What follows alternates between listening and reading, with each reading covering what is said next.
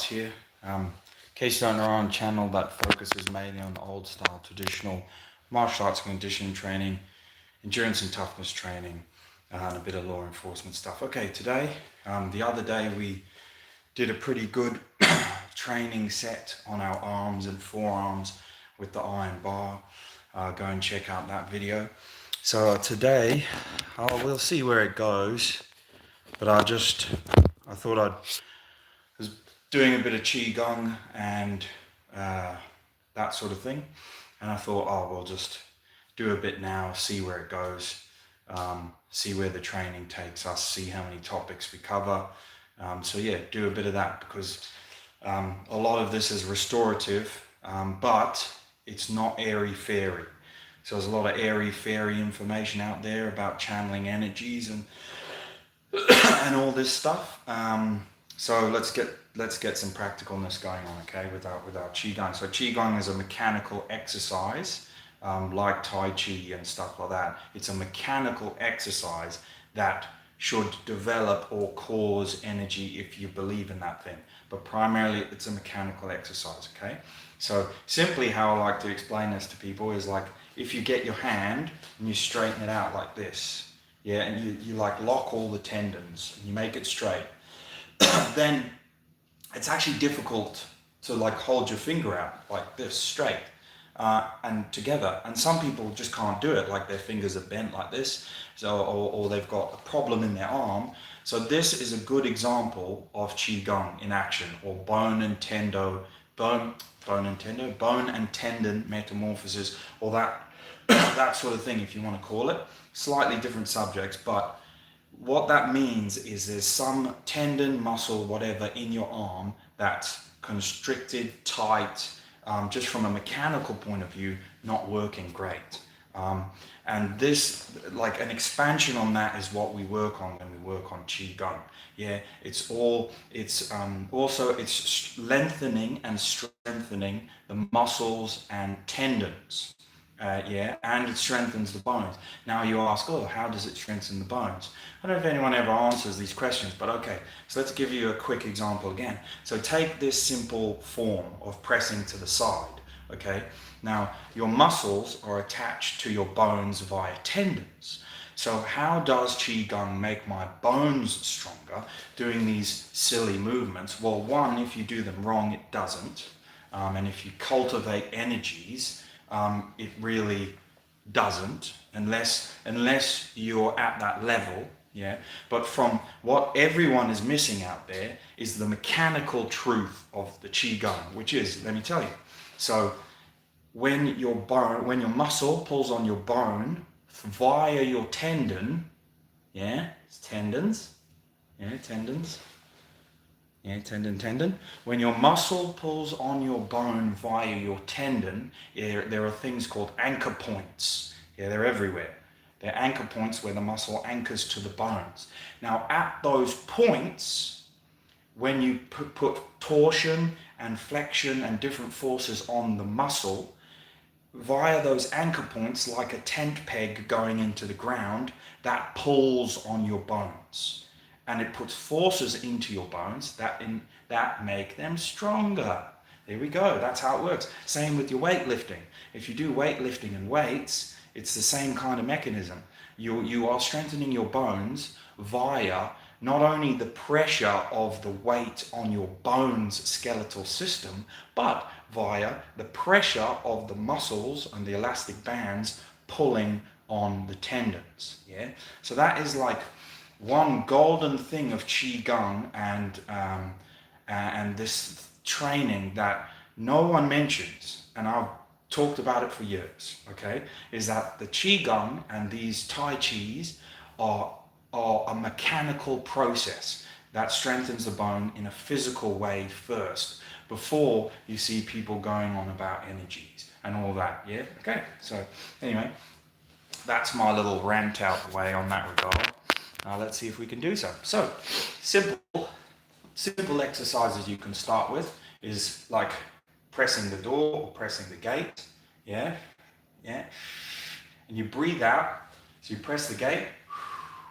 And again, this is about This is about extension and the tension that that extension causes. So you should have like a relaxed extension. And if you train your muscles, or if you train, like putting your arm out in a relaxed way, like pushing the gate, you should feel tension. Yeah.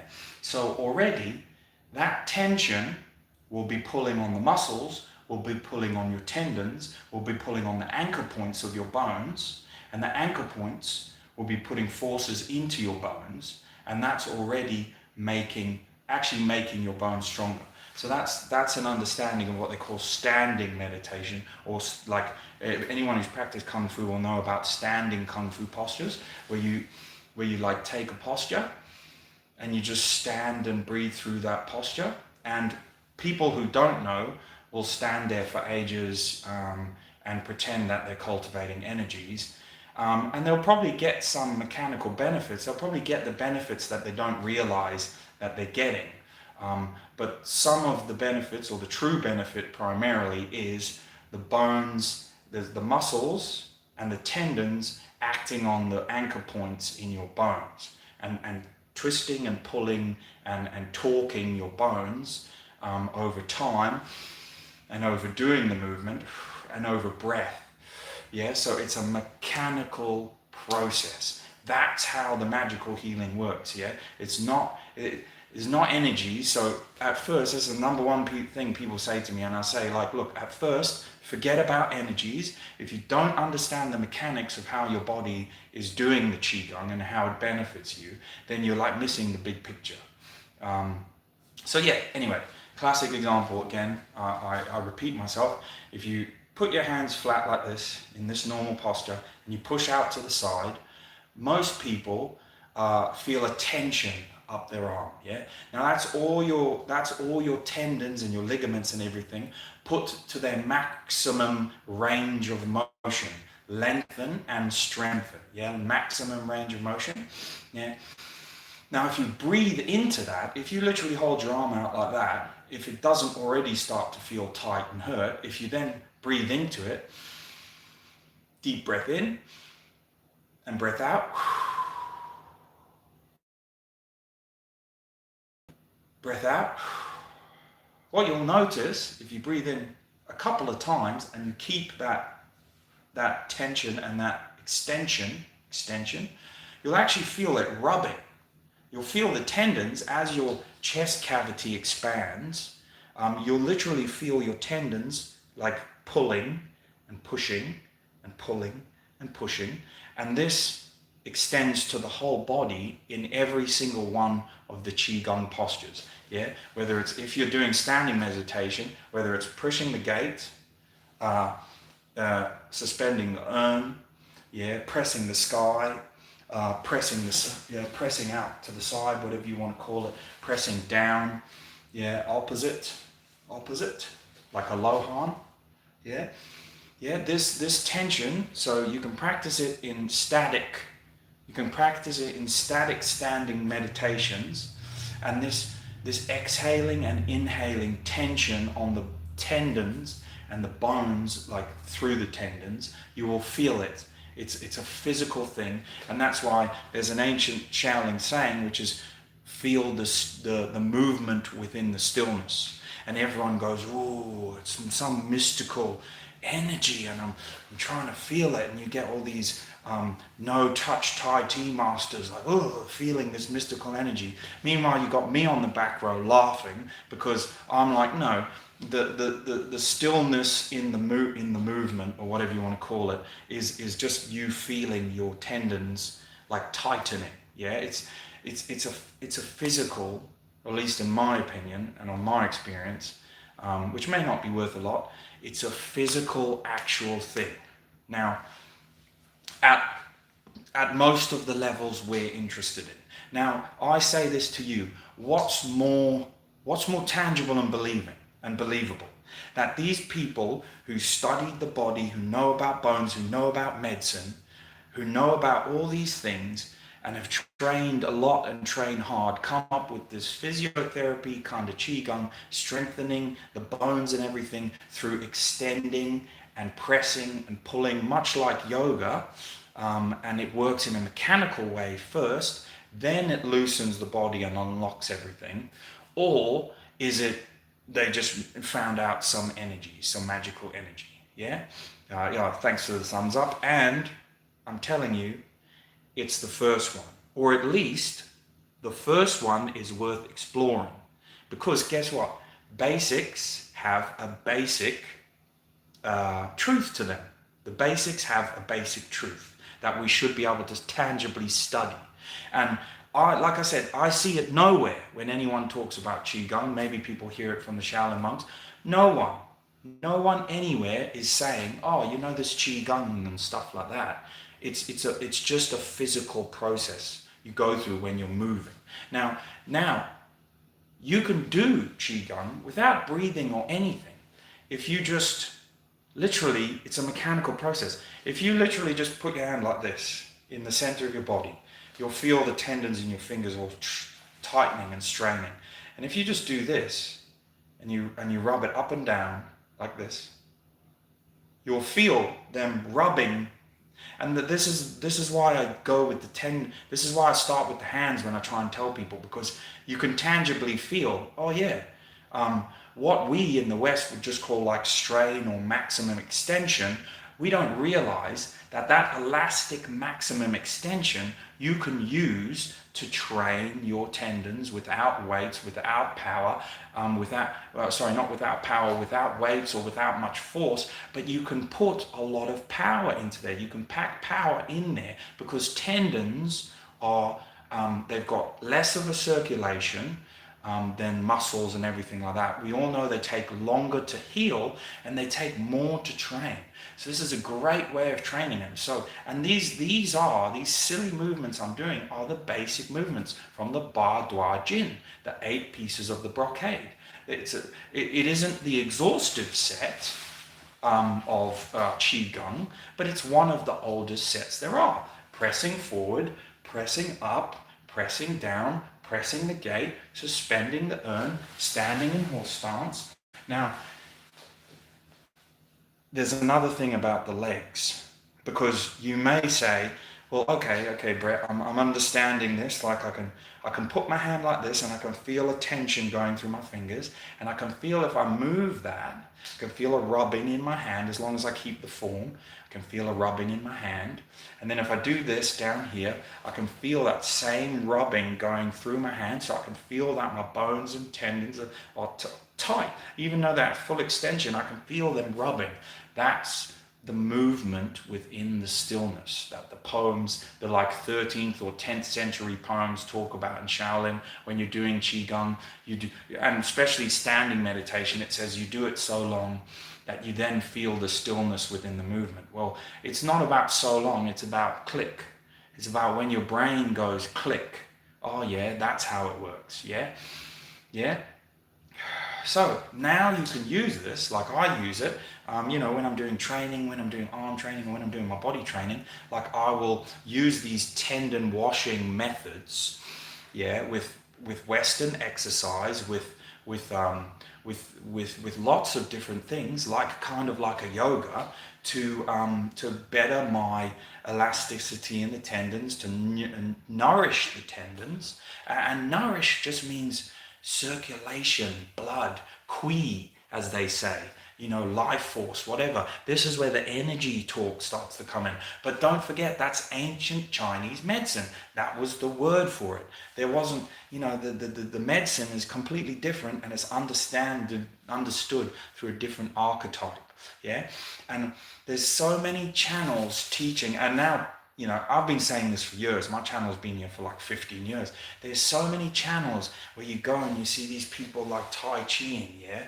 And the only way they get it right is and this is why the Chinese have got it right, is they're very strict on like sticking to form. So a lot of these guys are getting it right by mistake, or they don't know, or their masters haven't told them, because they're just doing the form.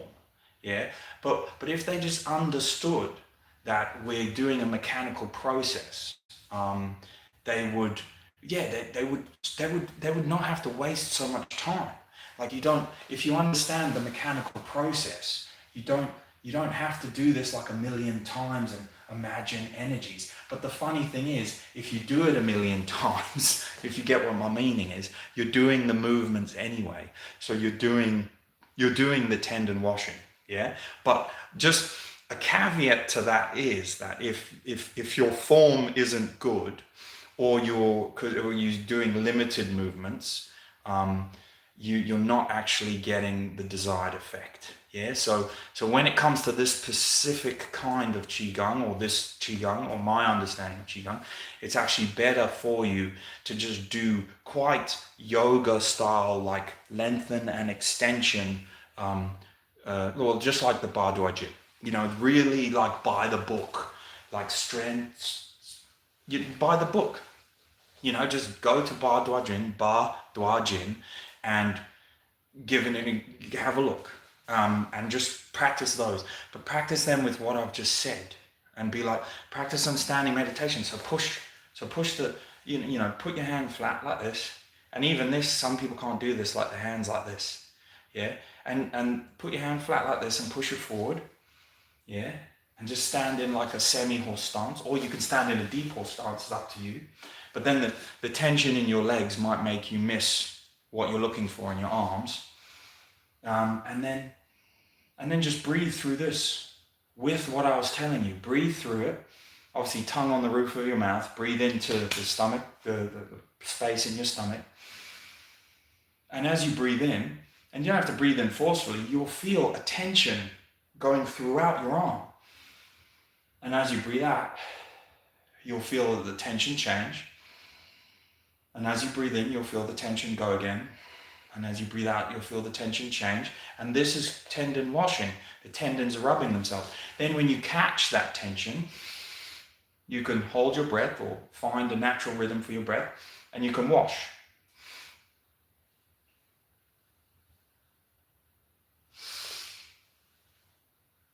And you can say reach.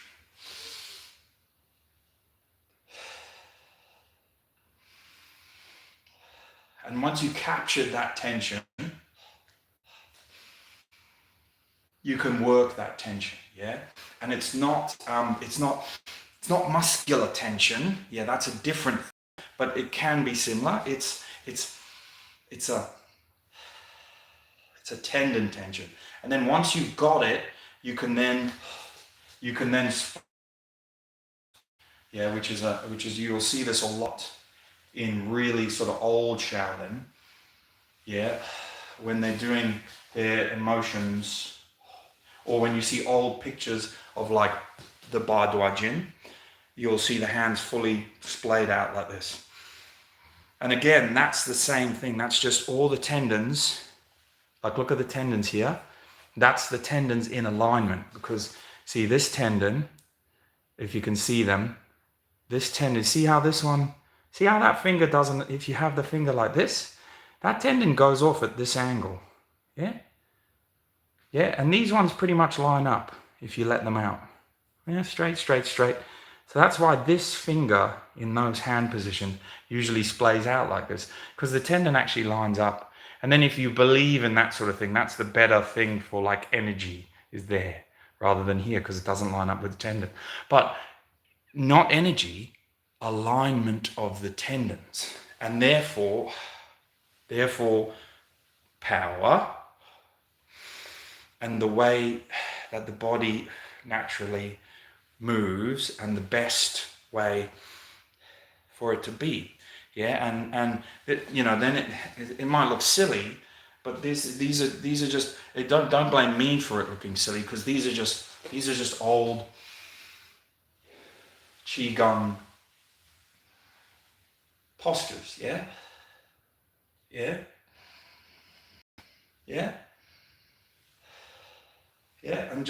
And even then, it doesn't need to be fancy. You can just do it like this. You can talk normally. You can have completely normal breath, natural breath. You can do it like this. You can reach up like this. And yeah, it's a bit westernized. And it isn't westernized. It's as old as it gets.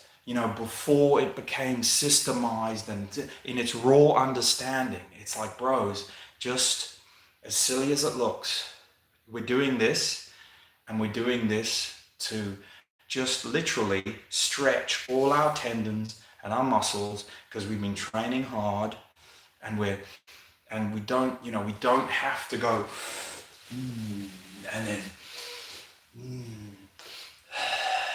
and make a big training thing out of it. Yeah, there's a caveat to that. Yeah, then before we do all of that, there's a simple understanding. Yeah, there's a simple understanding, which is just okay. This. Oh, I can feel the tension here. Breathe in. Oh shit, that's tightening. Shit. Breathe out. Oh yeah, it's changing.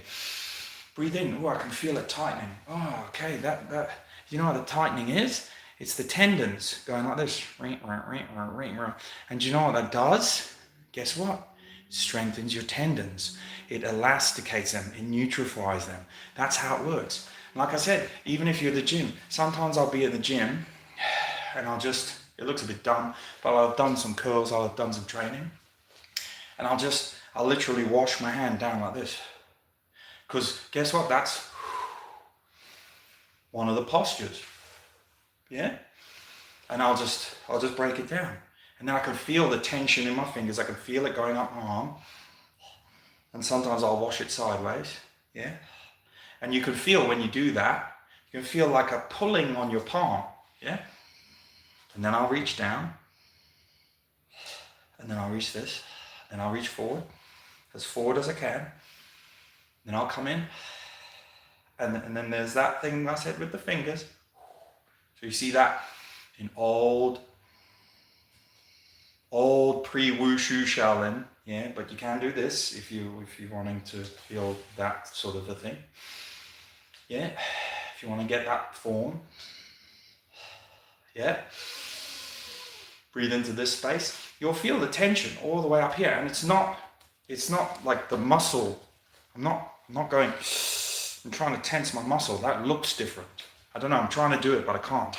It's not me like doing a fake like muscle tension thing, because I wouldn't be able to talk the way I'm talking. I wouldn't be talking.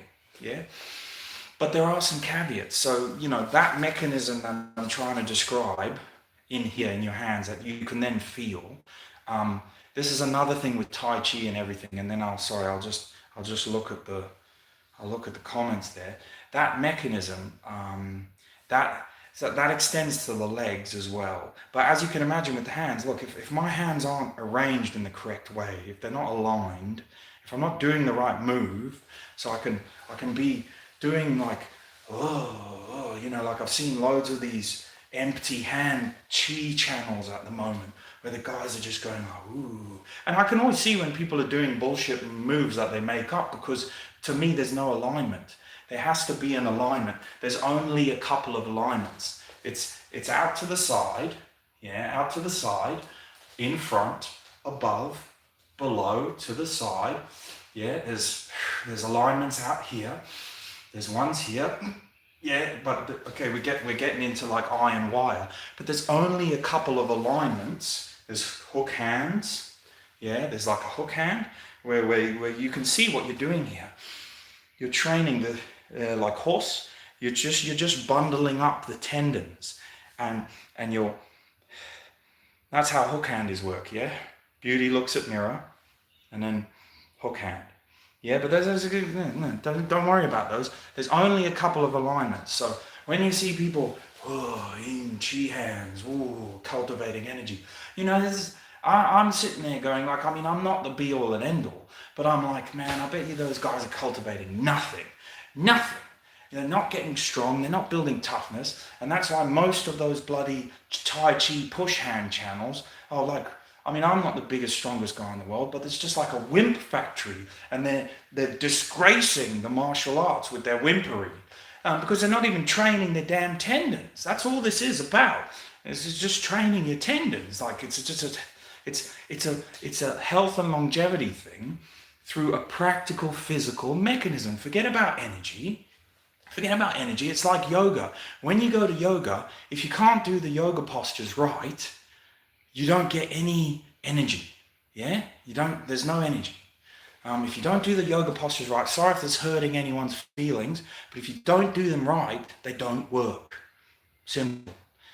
Same thing for qigong and tai chi, except it's been left to leak into like everyone's version of what it is.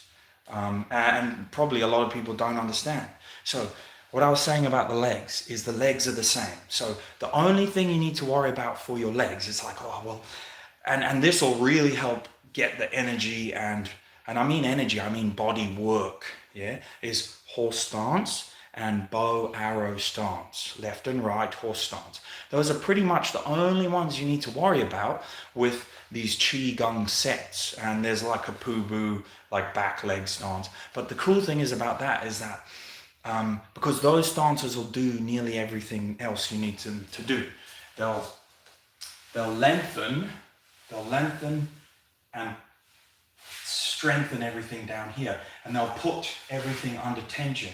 But there is a whole nother thing about the specific alignment. So what I like to use, especially for training people, is if they want to listen, they don't have to. I'm not saying I'm right, but is the Yoga Warrior 1 and Warrior 2, which is basically like bow arrow stance left and right.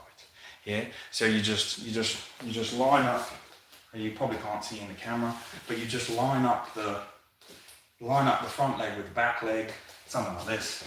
Yeah, front leg and back leg in line, and bros, this posture, if you know nothing, this posture, and it's actually harder than it looks.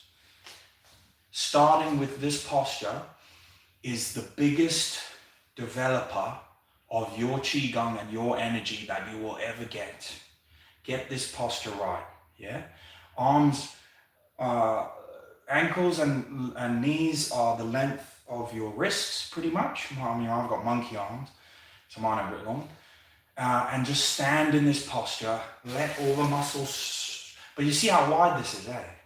You have to work for that width, and you see how nearly parallel, it doesn't have to be crazy. But when you stand in this, and this toe is facing forward, and this toe is basically facing that way, but you can angle it this way. When you stand in this, and your hips are flat, yeah?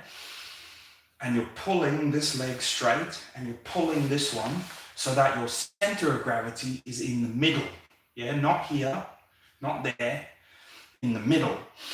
And all the energy of the body's work is pulling up into here, physically in real life, not magical energy. It's like I'm pulling up into here. My legs are stretched, lengthened and strengthened. So this is that version of the hands thing I was telling you. True bow arrow, yeah? And hands can be out.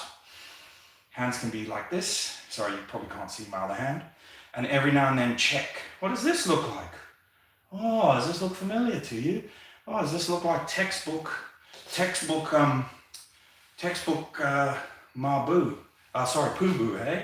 Yeah, oh, textbook. Yeah, okay, and then you just do it the other side. Yeah? And if you're feeling lazy, go wider.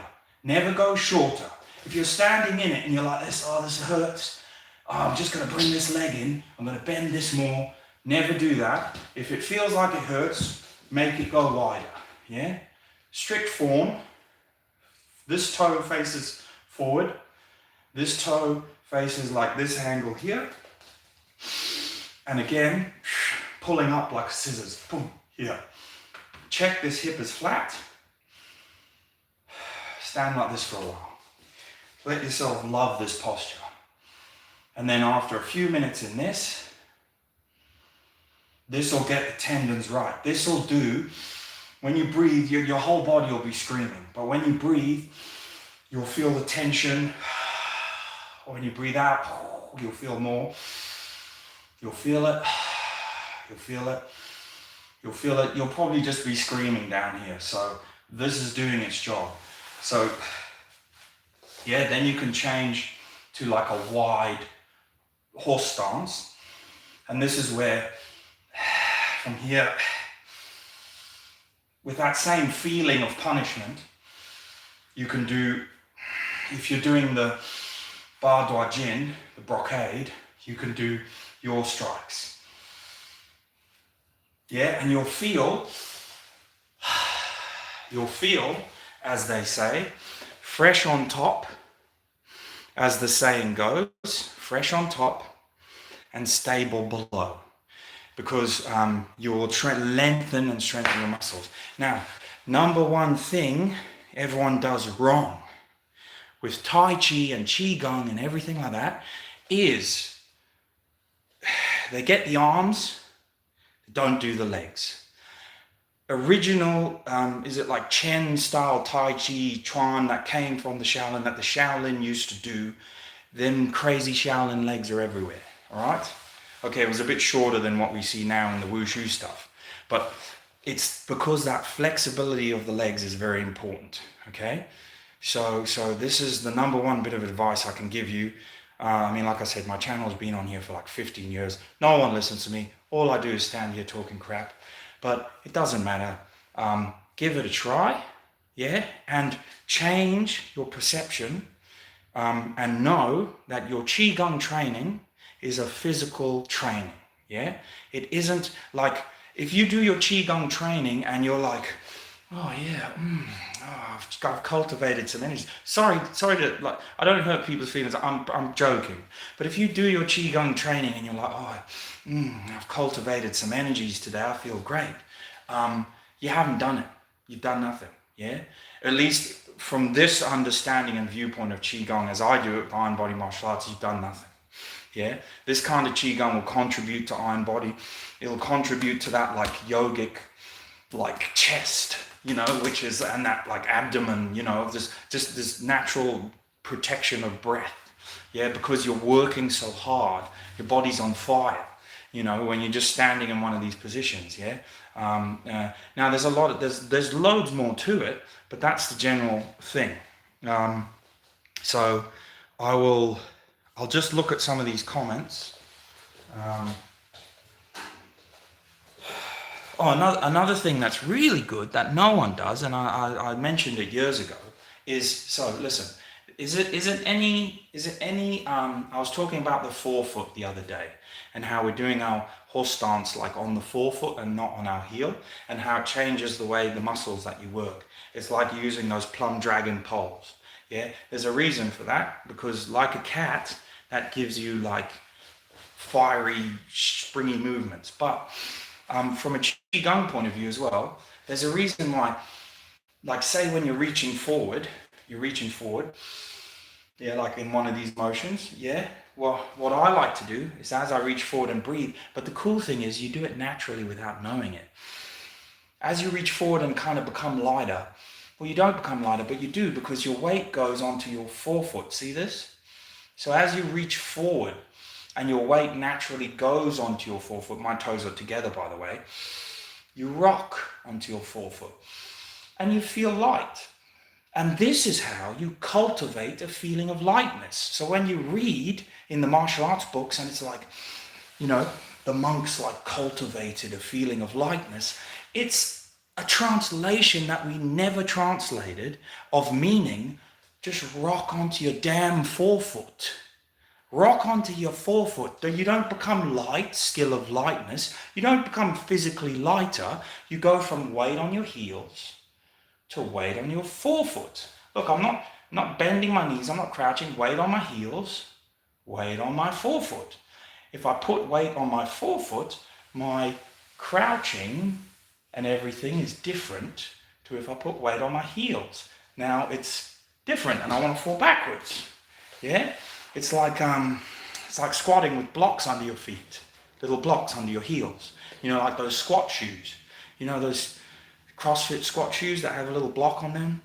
You know, it just changes your angle slightly. So we're learning in our own body how to do that and how to work that kind of, you know, that kind of motion to do our forward stances.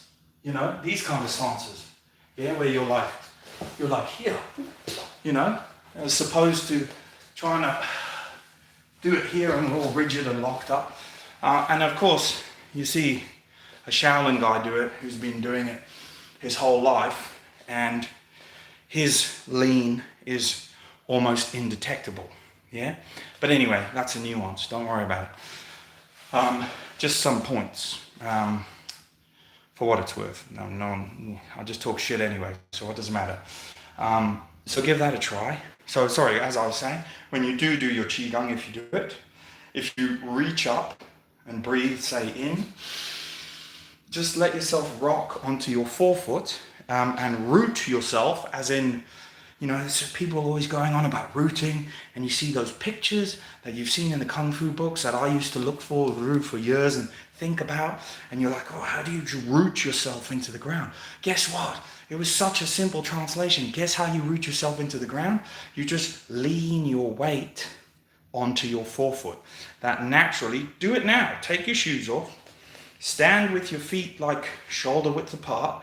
Don't bend your knees too much. Just keep them neutral and straight.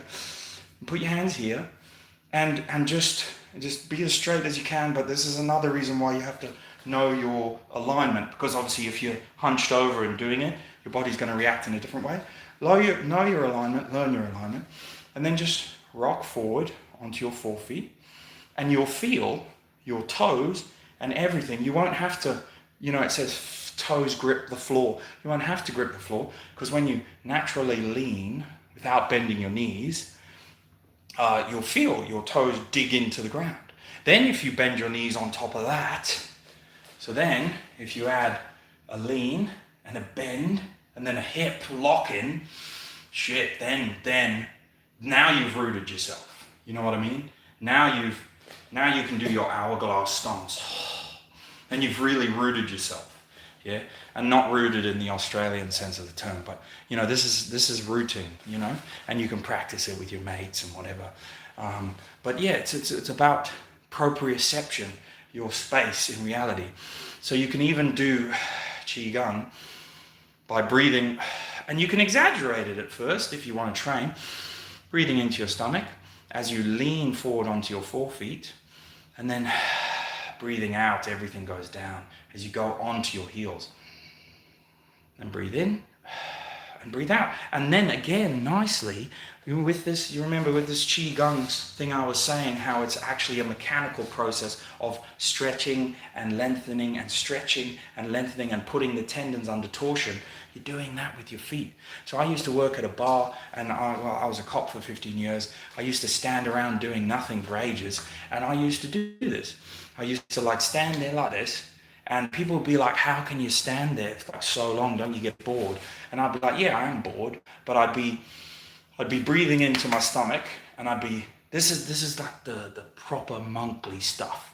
I'd be like breathing into my stomach, and like my core would be coming a bit in, and I'd be rocking, and I'd like, you know, I'd just be there.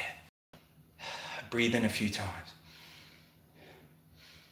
and then breathe out, and I'd go back onto my heels. Everything would relax, not too far, and then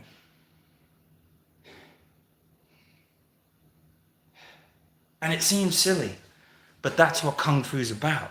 It's a little thing, but I found, well, what you're doing, it's like, it would be the same as if you were there with your hands all day, and you were just pressing your fingers together like this, and then releasing them, and pressing your fingers together, and releasing them, and pressing your fingers together. If you do it once, it does nothing. But if you do it inherently, you know, like those silly Kung Fu movies, you know, the man who presses his fingers. You're strengthening your fingers, you're strengthening your toes, you're practicing your rooting, you're practicing your stances, you're firing and engaging your calves and the tendon system of your leg without even doing anything. And that's just the beginning. But I've tried, and I've tried telling people this like from the get-go, and I see why people don't, or they don't know, or they forgot, or they haven't learned, because it usually just boils their mind. It's nothing amazing, but you know, you just can't do it all.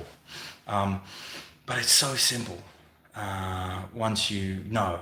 And how did I find out? I find out through years of training, because even this channel here, you can go back 15 years, I think, 12, 13, 15 years, to when I started the channel, and I was already well trained, for me by then when I started. I was already talking about these same things. Anyway, I'm crap. But now I will go to some comments. Sorry about this, guys. It's Augusto Andrew. Thanks for the live video. Augusto Andrew is probably gone now, but he says he's been training 72 secret arts of the Shaolin. And again, yes, this stuff fits in great with the 72 secrets. Well, it is, because a prerequisite to the 72 secret arts of the Shaolin is some of the prerequisites, if you look at the beginning, is the 4-part exercise. And the 4-part exercise is basically just chunks from the Ba Dua Jin. The 8 pieces of the brocade, and it's just a way to make sure your legs, like we were saying, and everything is all like nice and flexible. So that's cool.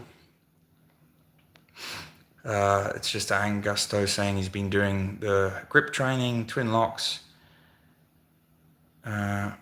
Lee Carroll, how the feet place directionally. Well, the feet, well, for what I was showing you there for the bow arrow stance, is as if you go in any yoga manual or whatever. One foot faces that way, and the other one tries to face out or face as close to straight as it can. And yeah, you know, that's the bent leg on this side. So you basically try and face your toes in the same direction, but don't push them too hard, you know. Angusto saying that yoga is good. Whole Train 81 listened.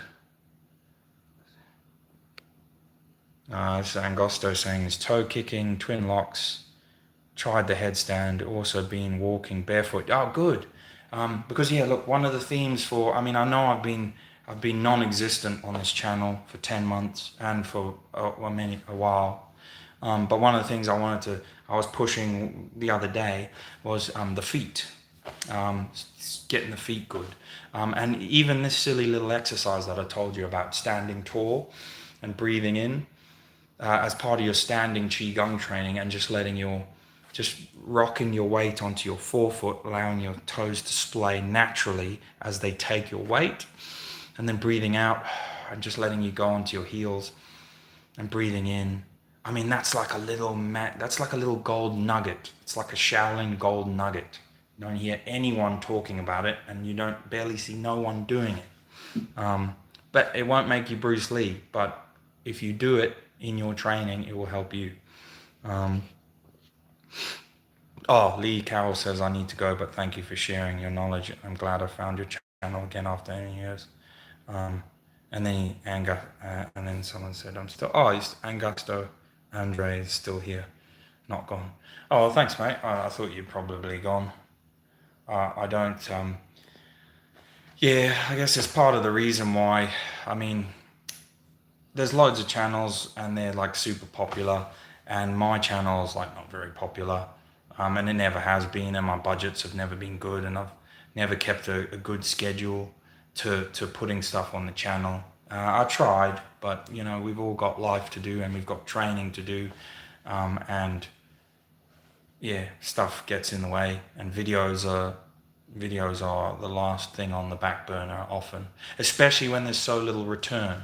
I mean, the return is good, as like building the culture online and getting like some good kung fu recognized and spreading some good stuff out there, but it very rarely comes back, you know, in any kind of way, if you get what I mean.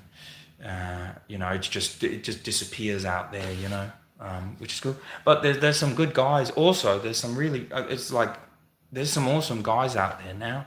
There's there's 2 German guys. Sorry, I forget his name. The Monkey Door School. And please, no disrespect. I do actually know his name, but I've forgotten it now. But it's the Monkey Door Fist Kung Fu Master, absolute master. And please, apologies that his name escapes me, his Chinese name. But yeah, that guy is awesome. So what do I need to say? Nothing, you know, like, I mean, 15 years ago or whatever, when my channel's been running, there were no there were very few. There was like Sifu Yang Li and his brother, um, putting out their proper Shaolin Kung Fu. And there was obviously videos from the Shaolin Kung Fu, like Wushu channel, like not channel, but like TV records of it.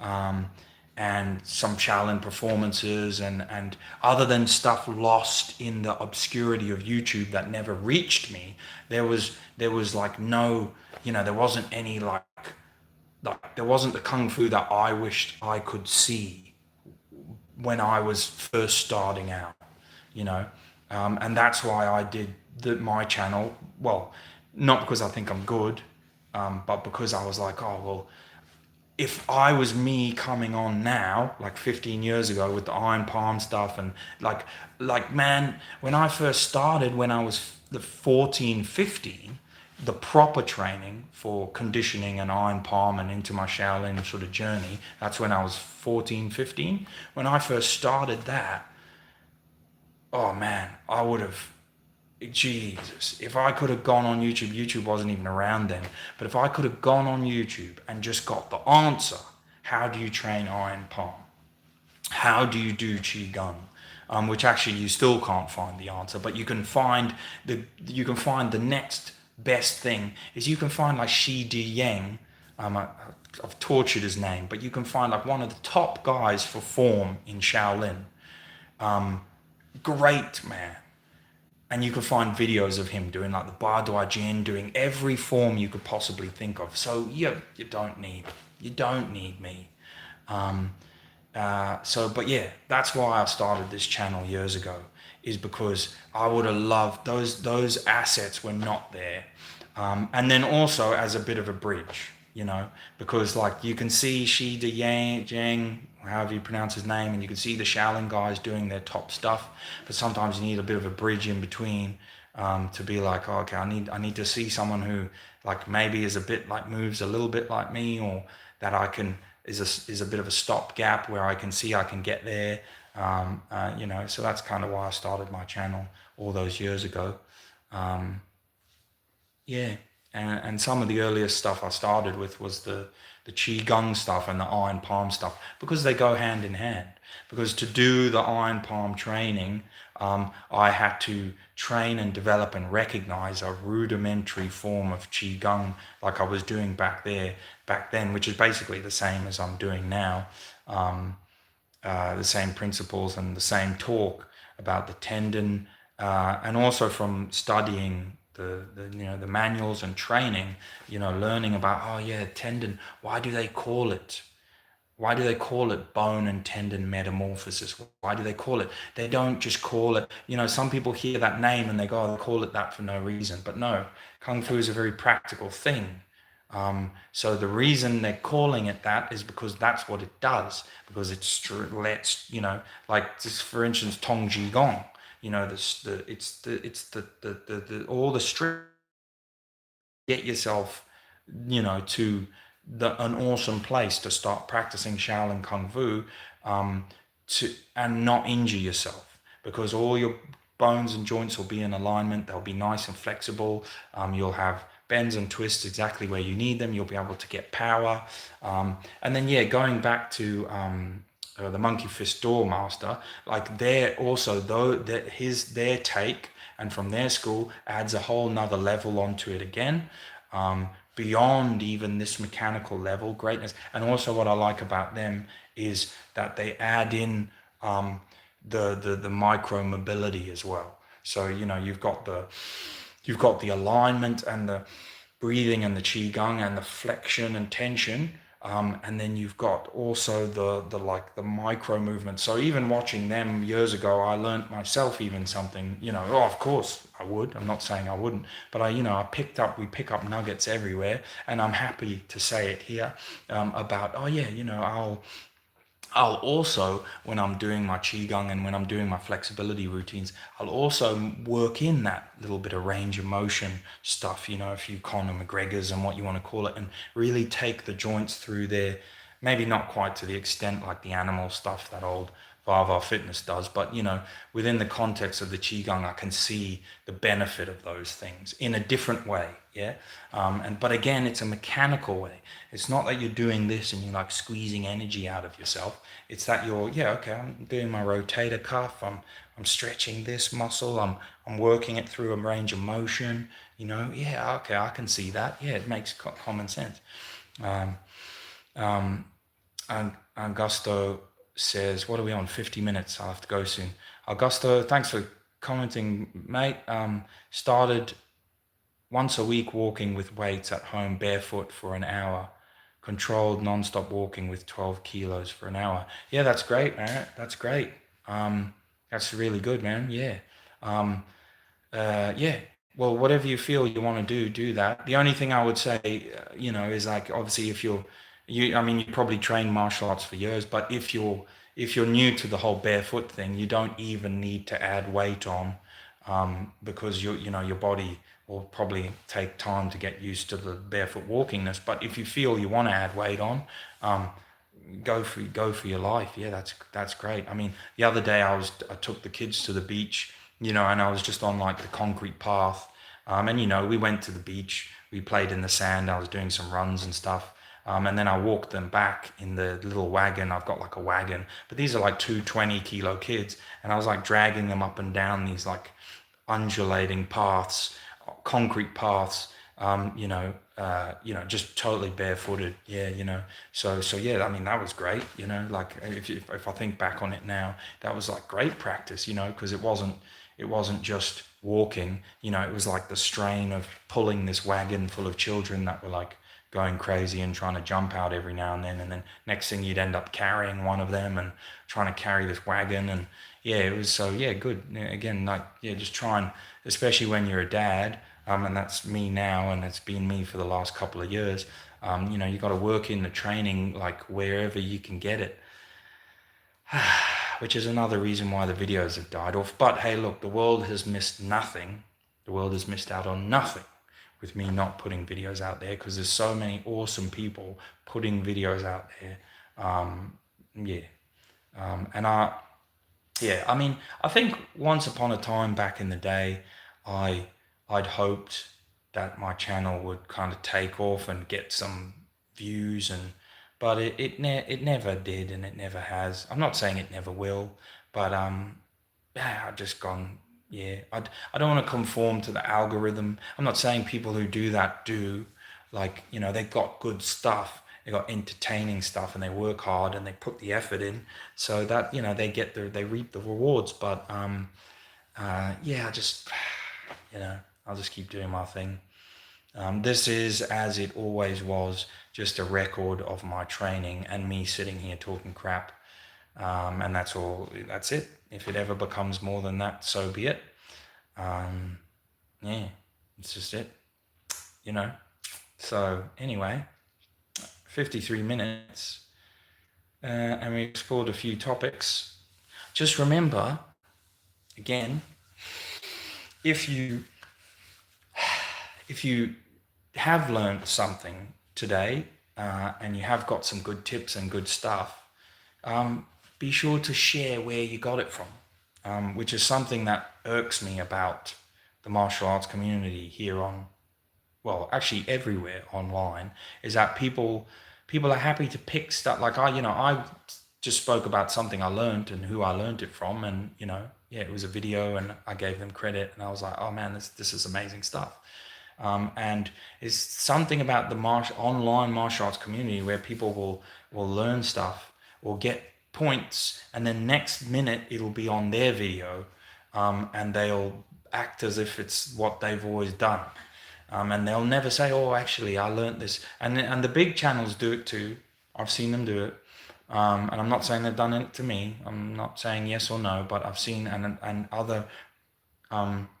other friends of mine in the martial arts circle have sort of either posted or stopped posting, because they pretty much post something up, and then a couple of weeks later there'll be a specific channel doing what they've posted, and then there's no like, oh, I got this from this channel. It's just like, oh yeah, free information, and then bang, it's out on their channel. So anyway, it doesn't matter.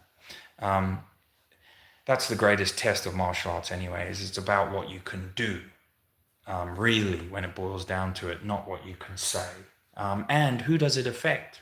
It's like what I said the other day when I was going on about why I try not to debunk other people's martial arts sites and call them out and this and that. I don't really do it. Is that well, they're only kind of damaging themselves, really. Don't know what that was for, but yeah, they're only damaging themselves. So.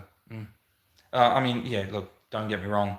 When they spread sort of false information and stuff, technically they can be damaging others and this. But also, you got to have the brain to discern what you're seeing and what you're watching and this and that, and train it and practice it enough and go, oh, nah, it's no good. If you fall into the trap of just swallowing it whole with a spoon, then that says a lot about you, and where you need to grow.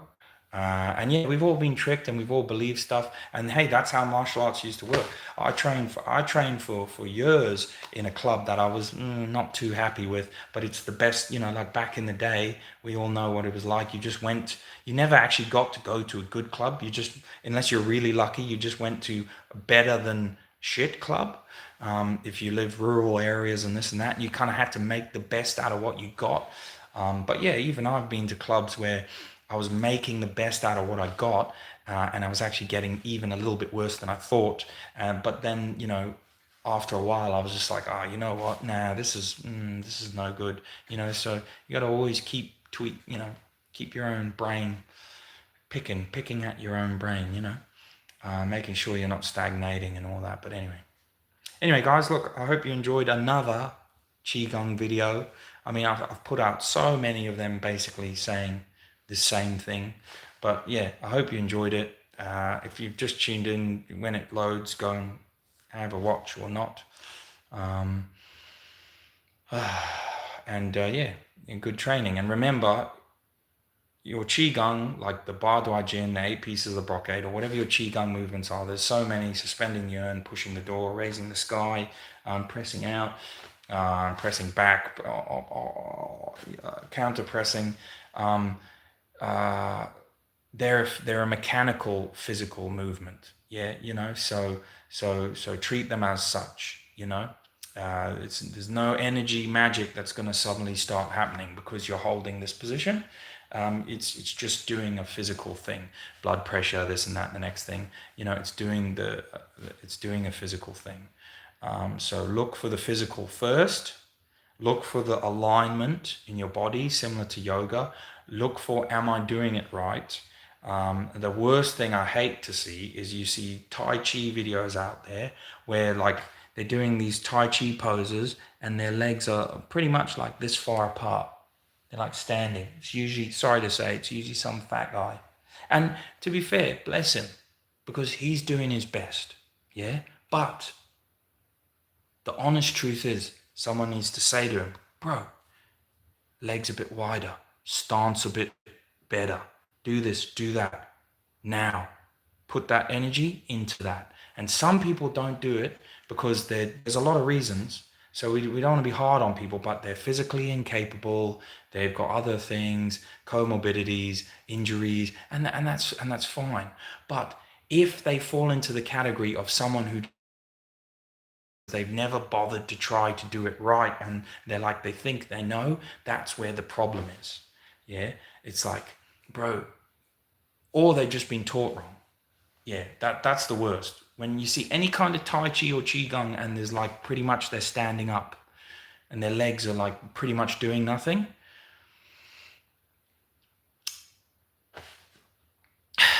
What are you doing? You're not doing much. Seeing as your legs are the biggest muscle in your body and there's 2 of them.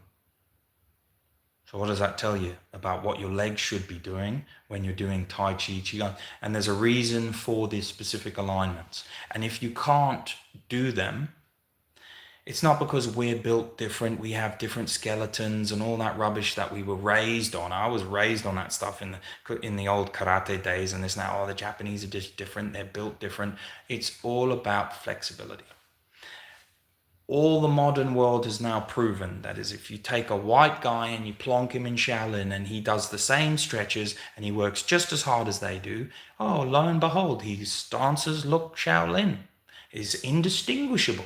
He would only be indistinguishable, less so if he trained less. And there we go. The proof is in the pudding. So no, we don't have to have that wall anymore of like, oh no, the Chinese master does his, he does his stance like this and you just can never copy that stance. No, you just need to have better flexibility and train it more, which I know is easier said than done, because that's the main hardest part. You do your best at it. But if you do your best towards that goal of the real thing, is better than doing your best towards like the no goal. Anyway, I'm just talking shit now. Who cares? But you guys know what I mean. Yeah. Flexibility is hard. Like I will make no qualms about it. I mean, back in the day, I'll just tell this story and go. For all the years I did martial arts up until my mid-20s, and I was doing it since the age of 5 to like my early mid-20s, when I got like an injury in my spine. And I was still doing martial arts, don't get me wrong. It took me, for all those years I was doing it, it took me all those years and a back injury to finally go, do you know what? Like, I was pretty flexible, but my flexibility needed the Shaolin treatment. It needed flexibility in like every direction, front splits, box splits, as close as, I'm not saying you have to be able to do them. It needed yoga warrior pose 1 and 2, proper horse stance, deep. It needed the flexibility, bend down, touch your toes, it needed the like qigong flexibility. And it took me all those years and a back injury to finally put the effort in to doing that. And when I was doing it, I remember learning something or unlocking something in my mind, and then I'll go. I remember back in the day reading the karate books and all this, and the volumes, because you only had a few, and it's back in the day. There's no YouTube, there's no internet, and one thing always stuck in my mind, that Gishin Funakoshi and Gojin the Cat Yamaguchi, I've slaughtered their names, and old Masutatsu Oyama. They trained for 4 years, then they got their black belt. But another thing I remember is it said they used to train just stances for 3 months. And I was like, I remember back in the day reading, and then, I would train my stances, doing them wrong, of course. And because proper martial arts stances are more about flexibility and less about muscle. They're more about yoga and less about standing. And once you realize that, you will unlock your martial arts. So I did 3 months of, look at the similarity. They did 3 months of stance training to learn how to do the stances properly. I did 3 months of flexibilities training and learned how to do my stances properly. Ergo, there is the key. It's not about, like I used to think, and I used to do, it's not about standing with weights and standing in front stance and standing in horse stance as much as you can, just like the qigong, because you'll never develop your muscles enough if the alignment and the flexibility is not there. And again, I echo to you, all your martial arts stances are more about yoga and less about leg training than you think. Lengthen and strengthen. And remember this, why does Shaolin and this and that develop all these kicking techniques? You don't do that. Oh, well, it's one of the biggest muscle groups, but you do not do that unless kicking is easy for you. That's why Westerners haven't developed a martial art other than, what do you call it, the French one? Savate? No, not savate. Oh yeah, other than la savate, where they do the kicks. That's why, but that's, that's fairly modern, but it's old but modern. But that's why Westerners didn't develop a kicking martial art like the Chinese and Kung Fu, because they don't have the leg flexibility. So and then that'll make your kicks better. And then I'll go, I'm talking crap now, but your kicks are more about flexibility. You know, Bruce Lee used to say, I fear the man who trains like one technique 10,000 times, then 10,000 techniques once. Kicking, on that same note, kicking is more about flexibility than it is about practicing 10,000 kicks, 10,000 front kicks, and 10,000 side kicks, and 10,000 this. Because do you know what will happen if you practice? Obviously, this is nothing against Bruce Lee, but do you know what will happen if you practice 10,000 front kicks? You'll wear out your hips and blow them out. If you do 10,000 side kicks, because guess what? We've done it. I've done it. I've done it. I've not worn out my hip, don't get me wrong. But I've been that guy who's read that book back in the day in the 80s, and I've gone, yeah, you know, oh yeah, you know, fucking, you know, 1, 2, 3, you know, and you know, oh, I'm going to do 100 kicks, I'm going to do 200 kicks, side kicks, you know, oh, side kick 1, you know, oh, side kicks 2, you know, oh, I'm going to have to do one left. Wow. As balance that out. Anyway, I'll have to click that hip out now in a second. But anyway,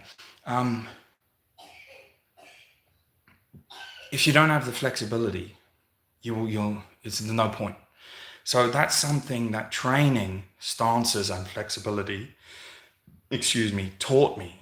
What was it, 15, 20 odd years ago, or whatever it was. It taught me that, it's like I unlocked this little secret. It's like, oh wait, these Shaolin guys and stuff are flipping and kicking and doing all this because it's easy for them to do, because they have the flexibility.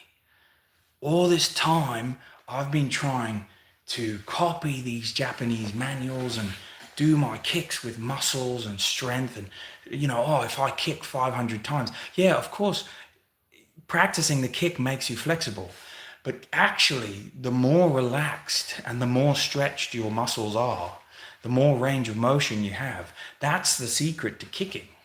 Thanks for the thumbs up. That's the secret to kicking. So if I was to give, and I know this isn't, but this is a qigong video, but it's on the same vein, is if I was gonna give people and myself back in the time now advice about kicking, instead of saying, oh, I'll go and kick, like they did back in the day with the founders of karate, their old masters, I would say, okay, you want to know how to kick, we're going to train stances for 3 months. And then the me back in the day would sit there and go, oh, this is so boring, what the hell are we doing? Because we'd be standing there like this. And I'd be like, and then me would go wider, and I'd be like, bro, when are you going to teach me how to kick? And then me would go, no, stand there for 2 minutes. And then I'd be like, check your hip, check your alignment, raise. If you're starting to get lazy, creep the leg back. Bro, when are you going to teach me how to kick? Okay, now what do I do? Oh, well, go to the other side now. Okay. You know, all right, okay. All right, I'm set. Hip, checked. Length, pull. Okay, now what do I do? Stand there for 5 minutes. Okay. How's it? Oh, lower that. Oh, push up. Keep that pushed out. Yep, keep that in. Oh, check the hip. Grip the.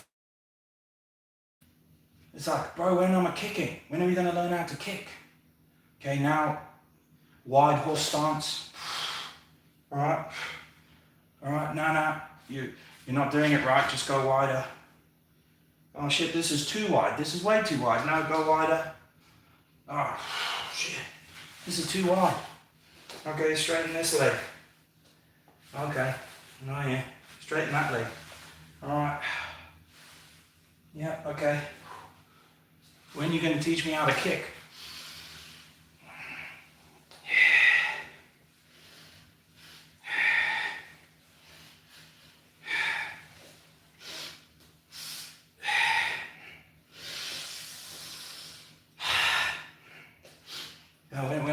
when you guys going to teach me how to kick? Okay, this way. All right. Yeah, all right. When are we learning how to kick? Go onto your foot, go onto your forefoot, no heels on the ground. Okay? Forefoot, no heels on the ground. Wider. And then collapsing into sort of a box style thing. Yeah? Which I won't do now because I'm old and my friggin' heels are killing me. But you get the idea. Yeah? So, it's like, bro, when are we gonna learn how to kick? But it's like, okay, no. After you've spent a while doing those kind of dynamic stretches over the months, over the whatever, then it's like, oh, actually, if your pants don't fall down, it's like, oh, okay, whew, that feels good. Oh yeah, okay. Okay. I mean, nowhere near what I used to be, but oh, cool, yeah. Oh yeah, that's nice. Oh yeah, okay. Yeah, all right. This is easy. That's easy. Okay, now we can start turning. Now we can start doing our Van Damme stuff. You know. Now we can start, and I'm not saying I'm Mr. Kick, because all you have to be is better than you were. You, not me. I don't have to be Van Damme to succeed. I don't have to be, I don't know, name some good kicker. Superfoot Wallace. I don't have to be them. I don't have to be Bruce Lee. All I have to be is better than me before. And that goes the same for you. All you have to be is better than you before, and then guess what? You're a better martial artist. That's it. So that's cool, yeah. So I don't have to stand there and like, suddenly start pretending I can kick like a master. My kicks are all right, you know, like they work, I can use them. But I'm just trying to demonstrate a point. Like, kicking is more about that stuff than it is about kicking. Once you've unlocked your hips, this is my advice to you. Once you've unlocked your hips or got your hips better and got your flexibility in those directions better, tried a few of those, done them, then your kicks will be, thanks for the thumbs up, then your kicks will be even better, then your martial arts will be better, then your movement will be better, then your health would be better, and that goes to the qigong, because you're also sort out a lot of problems if you've got like physiotherapy problems, like one of your quads is tighter than the other, or this and that and the next thing. Bro, your flexibility things, whether you do Tong qigong or any kind of flexibility drill, any kind of old drill or whatever, you can go online and find all sorts of flexibility things, or yoga. Those things will really unlock your martial arts for you.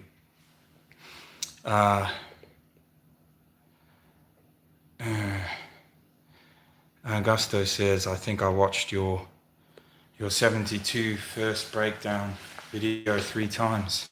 Oh yeah, I need to continue that series actually, the 70. I was doing a series, I wanted to do a series where I go through the 72 Secret Arts of Shaolin, because I had my ebook, and then I just go through talking about my experience with my opinion and experience on them, based on like what I've trained, and I've kind of given a lot of them a good go, or bits of a lot of them a good go, and my like belief is like, oh, is this like folklore? Because some of them are folklore, or maybe they're not, and you know, yeah. So, but then again, what's it?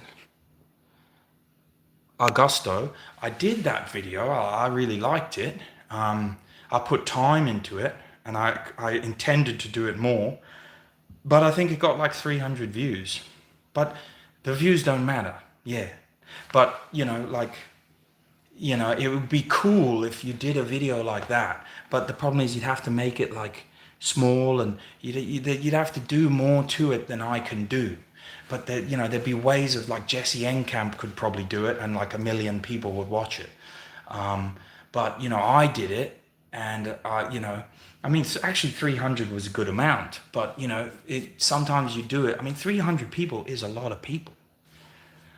But you guys know what I mean. From the online point of view, it isn't really, because like someone clicks and that's a person and clue, and someone accidentally lands on it, and then you see the metrics for the video, and it's like, oh, it's like the average duration view was like 3 minutes or something, and then you're like, oh man, I spent like an hour on that video and I was going to do a whole series, and like just what, someone watched it for 4 minutes, which is fine, just like this video. But you know what I mean, sometimes, so I started that and I was going to go through them, but I think like everything with this channel of mine, it's a good record, so like I can look back on it, or I can point back to it like I have done before with this channel. And because sometimes people have come on the channel or come to me and gone, oh, you know, what's this, or you got this from here, or man, you've not trained that bullshit. And I mean, I don't care, but at least I can just go, oh bro, well just go back like 12 years on the channel, and you'll see me doing that, talking about it. You'll see me doing rock training, or you'll see me covering that topic, or you'll see me visiting this topic, and I've done it more than once. I'm doing it like, so that's cool, because even in that series I could reference all the 72 secret arts of Shaolin, and I could be like, hey, if you don't believe me, I've done it, go back for the last 12 years on my channel. You'll see me doing twin locks. You'll see me talking about twin locks, you know, you'll see me talking about red sand palm and blah, blah, blah, blah, blah. But anyway. Tomato Basmutari says, can we build body and strength at home? Yes, we can. Augusto says, Michael Jai White. Yeah, Michael Jai White. The Laughing Philosopher says, your conditioning videos are your most popular. I began watching due to your Makiwara video, which I really enjoyed. Hand conditioning is your unique selling point. Not many people are doing. Oh yeah, no, well that's true. Yeah, and that's a good point actually. I mean, I've branched, but you see, that's the thing, because the iron palm is one facet of the whole thing. So yeah, I've literally made, yeah, you're right. It would have been deceptive of me, or wrong of me, I think, which I could have done, I suppose. I mean, there are channels that do it, to come onto the channel, the YouTube, and put those iron palm things with the breaking and the hitting, and I could have done that and a bit of the training, and it would have been popular, and then show nothing else, and then just put out like a DVD or something like that and be like, oh, the secrets. Because also, people who got that DVD or whatever, the secrets, would then find all the other crap that I'm doing with the stances, with the this, with the that, with the, all this stuff. And they'd be like, oh, where's all the iron palm? You know, and they'd be like, no, well, bro, the iron palm's just, you just hit that bag. That's there we go. That's 5 minutes for you. You know, just hit the bag.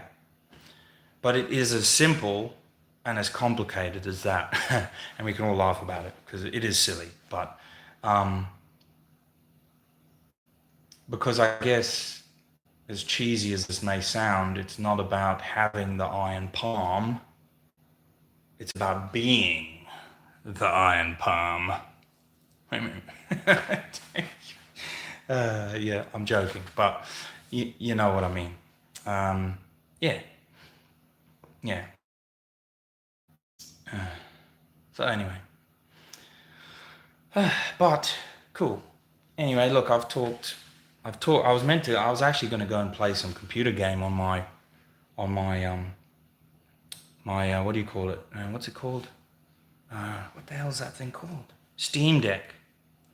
That's what I was going to do tonight, because I did that iron bar video yesterday or the day before. You should check that out. Iron bar is such a great piece of training kit, or a weight you can hold, or your kettlebell. But the iron bar is really good. Kettlebell's good too. But just a weight that you can have and just make it your little friend is just great. So check out that iron bar training video. And that's part of the reason I did this qigong today, because it's like, oh yeah, we've done that quite muscular intenseness, and then you want to then do a bit of self physiotherapy. So I was doing a bit of my qigong and some different breath stuff. I was doing some like iron body breathing, which is a different kind of breathing, and yeah, breathing wise, I kind of usually keep the breathings to myself, because there's so many different kinds and I use such a lot of different kinds of breathing. So probably a bit of jack of all rather than a master of one in that regard. But I like just practicing and toying with a load of different breathings from a couple of different disciplines. But yeah, and that's boring. No one cares about breathing. But well, where was I going with that? I've forgotten what I was saying. Oh well, doesn't matter. Uh, yeah, but no, anyway, look, hey, it's nice to chat to you guys here. I appreciate you being on. It's good to talk crap to this, so that if I fall off the face of the earth tomorrow, um, a few more than a hand people knew I was here, and knew I was trying my best, or trying to do martial arts. Yeah. Um, and we've all try and get through all the things that we do in life. Like I said, I'm a dad. I've gone through like a separation. I've changed jobs a couple of times. Like I said, it used to be in law enforcement for 15 years. I've gone to mining. I do mining now and a bit of emergency services stuff with the mining. But also the mining. I'm like a volunteer emergency services, and then the mining is the main thing I do. Iron ore extraction, surface. So and that's hard, man, because you go away for a week. We start not whinging, but we start work at 4 a.m. Sorry, we wake up at 5, which is probably early for a lot of people. So we're up at 5, and then we come back to camp at about 7 p.m. And then obviously, if you put those times together, it makes it really hard to do. Yeah, and I've found it the last 3 years I've been on mining so hard to just do a bit of a training routine. It's just chaos. Luckily, my training schedule is usually chaos, and I chop and change, because yeah, I've struggled the last couple of years to keep up that decent amount of training that I would consider as good. I would say the last 3 years or so, I've only been able to do like just the bare minimum. No, so certainly nowhere near what I would have liked to have done. And another reason is, like, for instance, this is another one for you guys. Like, Kung Fu is about an ethos. I always used to talk about it back in the day as well. Is about an ethos of constant training. And when I first went up on site, you'd catch me doing, like, I'd stop because I used to drive this like giant water truck, like a big one, like those, I don't know if you see those big mine vehicles with the like massive wheels, and they got the huge, it's like the size of a house. There's like a water truck version of that. And I'd like stop at the standpipe and fill it up with like thousands of liters of water. And then I'd be doing like pull-ups and press-ups and stuff. And then I just, I just stopped for a second. I went, hold on a minute. I looked around, and there's like a diesel exhaust pipe like this big over there. There's like silica dust everywhere in the air. That iron dust.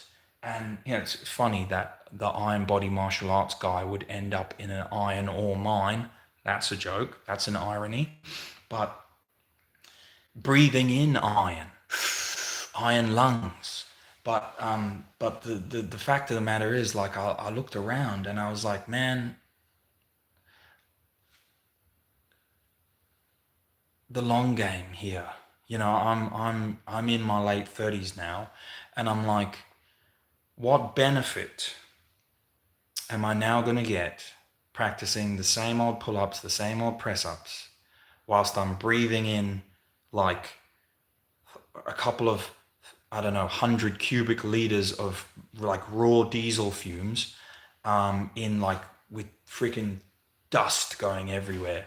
And I had to, so this is where sometimes, again, as you get older as well in your martial arts, but even in your martial arts, and this is also for jiu-jitsu, the BJJ. Sometimes you got to sit back and just kind of ask yourself, like, okay, what are the benefits here as opposed to the risks? And like, it's a strange question because I'm the one who's always advocated training and training hard, and like just like waking up in the morning, do your press ups whilst you're making your breakfast. But this is the one time where I've had to go, like, hold on a minute, bro, let's have a think here. Like, trying to squeeze out a few, and this is where you kind of have this internal battle, and I had to like fight my own internal battle in my head and kind of correct myself. I'm not saying correct because there's nothing wrong with that mindset of constant training, and I still do it, ergo this video. But I had to correct myself and go, hold on, bro, like, yes, constant training's great, but doing these pull-ups and press-ups and this and that in a freaking iron ore mine with the silica dust going everywhere and fibrous material, and this big giant exhaust pipe pumping out freaking pure diesel, uncatalyzed diesel fumes in your lungs. Like, you're just two curls away from cancer, so, or silicosis or something. So yeah, I really had to, with as I'm getting a bit older, I really had to rein myself in and go, do you know what, mate? You're gonna this now. Your lesson is patience. Now, perhaps your lesson is you're gonna learn what it's like to not be able to do as much. And I must admit, like, I'll tell you guys now, mentally for me, that's been tough, because the stuff, getting a bit real now, the stuff I do, this training, has carried me through all these bad things in my life, as I'm sure it does with us all. And I've never stopped to take stock and go, just smell the roses around me. Perhaps meditation would have been good for that. But for all the years I've done martial arts, and I've done the qigong and everything like that, and I've done the striking, which in itself is a form of meditation, I per se have not done meditation. I never stop and listen. I just do. So maybe that would have been good. Maybe I would have realized that and gone, hold on a minute. I've got loads of shit I need to sort out in my mind. Like we all do, dealing with loss of family members, multiple family members, divorces, separations, being separated from your kids, and all those problems, plus 15 years of, like, as I'm sure a lot of you guys will know, 15 years of the police stuff, the post traumatic stresses and remembering things, and drowned children, like people who jumped off bridges, and like their heads popped open and shit like that, and all the nasty things you can imagine that someone would see in 15 years as a frontline police officer, without a break. And yeah, so yeah, being a bit real with you guys, like, yeah, that's been tough to do, to not be able to do as much training. And yeah, it's just, yeah. So that was my lesson, and it still goes, it still goes on. But we endure, and we try to. Yeah. No. Anyway, Laughing Philosopher. Yeah, thanks, Laughing Philosopher. Says, keep it up, you're doing good work. Yeah, no, thanks, Augusto and the Laughing Prophet. It would be cool, I mean, I've been disappeared for ages, but it would be cool to get involved with some of the more other channels a bit more. Like, there's a group of channels that just in martial arts do a load, but unfortunately they're well, I wouldn't say they're up here and I'm down here, but like Facebook, YouTube, notoriety, if notoriety is the right word, they're like leagues ahead. Like, they would see, nah, this guy's got like a few views. It's not worth our time. Whereas, it'd be cool because it'd be cool to do stuff with some of those channels. And I'd always hoped that someone from a bigger, like not a bigger channel, a more popular channel, who loves their martial arts, would sort of see my channel and be like, oh, you know what, this guy is like, he is pretty much consistently towed the same line. He obviously trains hard, and he's got a real spin on things as well. So it's not bullshito. Let's go and visit him. Let's go and chat to him. Let's go and do some stuff. But that's never happened. Maybe obviously you have to make it happen. You can't sit there waiting for things to happen. But yeah, it's a shame because it would have been cool. And I'm not saying it won't happen. But yeah, up to this point, it hasn't happened, which is fine because I'm busy and I've got shit to do. Anyway, guys, look, thanks a lot. What is it? 1 hour and 30 minutes. I've been on you way too long, but it's been great. Please let me know how your training's going. And yeah, keep up the good work. Now, how do I turn this thing off? That's what I need to know right now. The X.